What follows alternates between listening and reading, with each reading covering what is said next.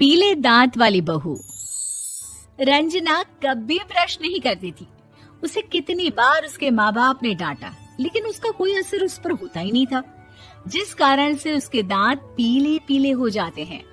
शादी के बाद अरे बहू, वैसे तो तुझ में कोई कमी नहीं है, पर तेरे दांत इतने पीले कैसे हैं बेटा?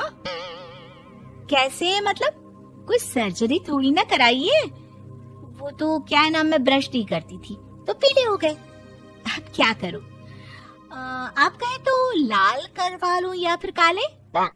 यार ये क्या है, क्यों माँ से लड़ रही हो? लड़ रही हूँ? अरे मैं लड़ रही हूँ या ये बोल रही है कि दांत पीले हैं, पीले। अरे तपस्या थोड़ी ना की है इन्हें पीले करने के लिए। बकायदा ब्रश नहीं किया है 20 साल तक, तब जाकर। छी, कैसी बात कर रही हो? ये उस वक्त तो पीले नहीं थे जब हम लोग तुम्हें देखने आए थे। अरे तब साफ करवा लिया होगा डेंटिस्ट के पास जाकर। अब देखो कैसे पीले पीले लग रहे हैं। रंजना सास की तरफ गुस्से से देखती है। फिर शुरू हो गई पीले पीले पीले। अरे पीले तो तब भी थे जब मेरे हाथ का रसगुल्ला उड़ा उड़ा कर खा रही थी और बोल रही थी, लड़की नहीं गुणों का खजाना दे रहे भाई साहब आप। खैर, अब वो लोग करते भी तो क्या करते, पीले दांत वाली बहू पल्ले पड़ी थी तो झेलना तो था ही। एक दिन कीर्तन में रंजना गाना गा रही थी। अरे कमला बहन, माँ का द्वार है, यहाँ तो सब शुद्ध होकर आते हैं, फिर अपनी बहू को ब्रश भी नहीं करवाती तुम। दूर से पीले पीले दांत भक्ति में बाधा उत्पन्न कर रहे हैं। अरे कोई 2 साल के बच्चे थोड़ी ना लेकर आई हूँ मैं बहू बनाकर। अच्छी खासी लड़की है, अरे कैसे करवाऊं ब्रश? ये तो उसे खुद करना चाहिए ना।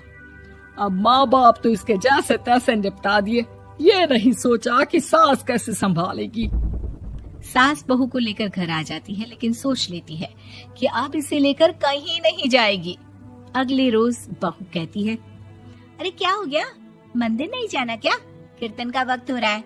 मेरी मधुर वाणी से कान्हा जी जागते हैं और सोते हैं। आप तो जानती है ना उनकी भक्ति में कितना मन लगता है मेरा।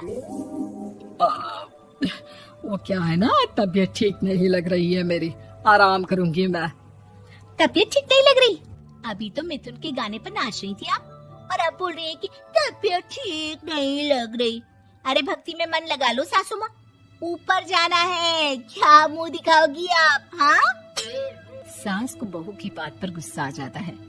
मैं क्या मुंह दिखाऊंगी, इसकी चिंता तो ना कर, समझी?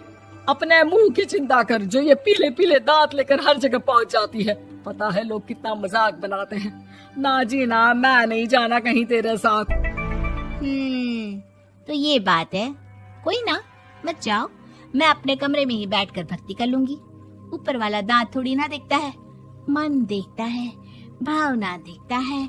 और अरे बस बस, तू सब कुछ दिखा, बस ये सफेद चमकदार दांत ना दिखाना किसी को, है? जा यहाँ से। बहू को सास की बात का कोई फर्क नहीं पड़ता, वो तो जैसी थी वैसी ही रह जाती है। सुबह नहाकर किचन में खाना बनाना, फिर खाना खाना, कीर्तन भजन करना और सो जाना। एक दिन, माँ जी मैं सहेली के घर जा रही हूँ, शाम को लेट आऊंगी। हाँ हाँ तो जाना, मैंने कौन सा तेरी आरती करनी है घर पर बैठकर। रंजना सहेली के घर जाती है, जहाँ वो पार्टी में जाने की तैयारी कर रही होती है। अरे शिखा, कहाँ जाने की तैयारी कर रही है? मैं गलत वक्त पर आ गई क्या? अरे नहीं यार, उल्टा सही वक्त पर आ गया। मैंने ये साड़ी और ज्वेलरी निकाली है यार, शाम को इनके ऑफिस की एक पार्टी में जाना है। बताना कैसा लग रहा है ये सब? नहीं यार, इस ड्रेस के साथ तो वो वाली ज्वेलरी अच्छी लगेगी। हाँ हाँ सही बोल रही है, मैंने ध्यान ही नहीं दिया।